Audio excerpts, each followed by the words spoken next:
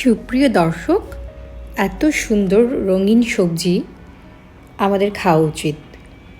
তো লাল সবুজের এই রঙিন কম্বিনেশন দিয়ে আমি আজকে চমৎকার একটা খাবার তৈরি করে দেখাবো, যা আসলে আমাদের সবারই ভালো লাগবে।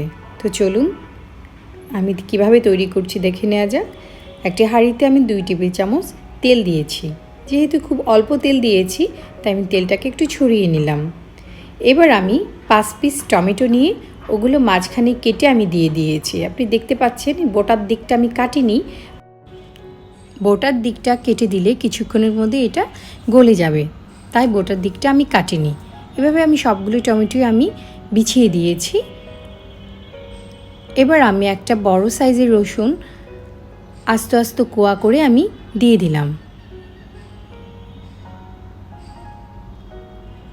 আমি একটি পেঁয়াজ দিয়ে দিব। এটা মাঝারি সাইজের একটি পেঁয়াজ দিয়ে অল্প লবণ দিয়ে দিচ্ছি এবং কিছুটা হলুদ দিয়ে দিচ্ছি। আপনারা চাইলে এটা মাখিয়েও দিতে পারেন, কিন্তু এটা প্রয়োজন নেই।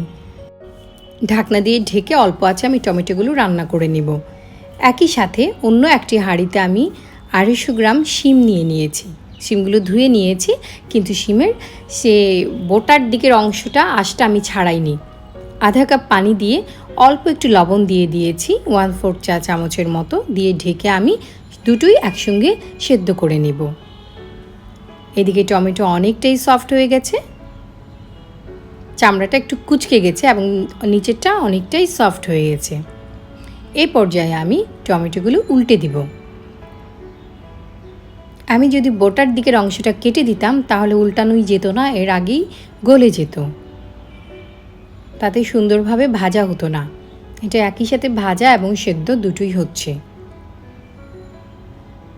উল্টে পাল্টে দিয়ে আবারও ঢাকনা দিয়ে আমি ঢেকে ওই পাশটাও সেদ্ধ করে নেব।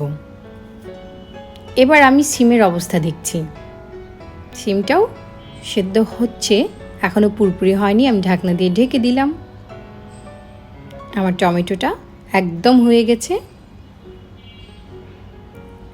খুবই অল্প আঁচে আমি রেখেছি। এবার আঁচ একটু বাড়িয়ে দিয়েছি, এতে করে এক্সট্রা পানিটা শুকিয়ে যাবে। দেখতেই পাচ্ছেন এটা কতটা সফট হয়ে গেছে, এমনকি পেঁয়াজ এবং রসুনও ভীষণভাবে সিদ্ধ হয়ে গেছে, সিমগুলোও সিদ্ধ হয়ে গেছে। এ পর্যায়ে আঁশটা আমি ছাড়িয়ে নিচ্ছি। আপনাদের মনে হতে পারে আঁশ আগে কেন ছাড়িয়ে নিলাম না। আঁশ ছাড়িয়ে সেদ্ধ করলে শিমের ভেতর পানি ঢুকে যেত, এই খাবারটা খেতে পানসে লাগতো, ভালো লাগতো না। আঁশ থাকার কারণে কোনো প্রকার পানি ভেতরে প্রবেশ করেনি। দেখতেই পাচ্ছেন কতটা ড্রাই আছে। এবার আমি চটকে নিচ্ছি, তবে আমি আলতো করে চটকে নিচ্ছি, কারণ আমি বিচিগুলো আস্তে আস্তে রাখবো। লবণ দিয়ে সেদ্ধ করার কারণে শিমের বিচিতেও লবণ প্রবেশ করেছে, তাতে খেতে অনেক ভালো লাগবে। এবার আমি অন্য একটি প্লেটে টমেটোগুলো ঢেলে নিচ্ছি। এতক্ষণে টমেটোগুলো ঠান্ডা হয়ে গেছে, আমি টমেটোর স্কিনটা ছাড়িয়ে নিচ্ছি।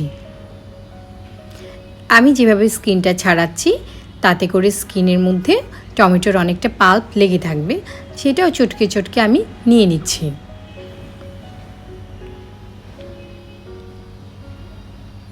এবার আমি বাকি টমেটো, রসুন এবং পেঁয়াজকে ভালো করে কচলে নিচ্ছি। একদম ভর্তা বানিয়ে নিয়েছি। এই রান্নায় আমি বেশি পরিমাণ টমেটো ব্যবহার করেছি, তাই একটু টক ভাব আসবে। যারা একটু টকটা কম খেতে পছন্দ করেন তাহলে টমেটোটা কমিয়ে শিমটা বাড়িয়ে দিতে পারেন। এবার অন্য একটি প্যানে 2 টেবিল চামচ তেল দিয়ে এখানে কয়েকটি শুকনো মরিচ আমি ভেজে নিচ্ছি। একটা বড় সাইজের পেঁয়াজ কুচি করে দিয়ে দিলাম, কয়েকটা কাঁচামরিচ কুচি দিলাম, এটা আপনাদের স্বাদ মতো। আধা চামচ হলুদের গুঁড়া দিয়ে একটু হালকা ভেজে নিচ্ছি, অবশ্যই কম আছে যাতে পুড়ে না যায়। ঝালটা আপনারা কম বেশি বাড়িয়ে নিতে পারেন। এবার আমি টমেটোর পেস্টটা দিয়ে দিচ্ছি। আপনারা চাইলে এইভাবে শুধু টমেটো দিয়েও টমেটো ভর্তা করে খেতে পারেন। একটু নেড়েচেড়ে ভেজে নিচ্ছি। এবার আমি শিমগুলোও দিয়ে দিচ্ছি। নেড়েচেড়ে আমি মিশিয়ে নিচ্ছি, আর একই সাথে ফ্রাইও হয়ে আছে। দুটোই বয়েল করা আছে, সেই হিসাবে মিক্সিং করে অল্প আছে ফ্রাই করলেই এটা হয়ে যাবে। এটা হয়ে যাচ্ছে। এই পর্যায়ে আপনারা চাইলে ধনে পাতা পুদিনা পাতাও মেশাতে পারেন, কিন্তু আমি এভাবেই সার্ভ করব। আমি এটা সার্ভ করে দেখাচ্ছি। আমার আজকের রেসিপি যদি আপনাদের ভালো লাগে, আপনাদের উপকারে আসে, আমার চ্যানেলটা সাবস্ক্রাইব করবেন আশা করি। লাইক, শেয়ার এবং কমেন্ট করে আপনাদের মূল্যবান মতামত আমাকে জানাবেন, আর বেল আইকনটা ক্লিক করে দিলে আমার ভিডিওগুলি সবার আগে আপনি পেয়ে যাবেন। খাবেন যখন ভালোটাই খান, রান্না হোক আয়ের মাধ্যম। আল্লাহ হাফেজ।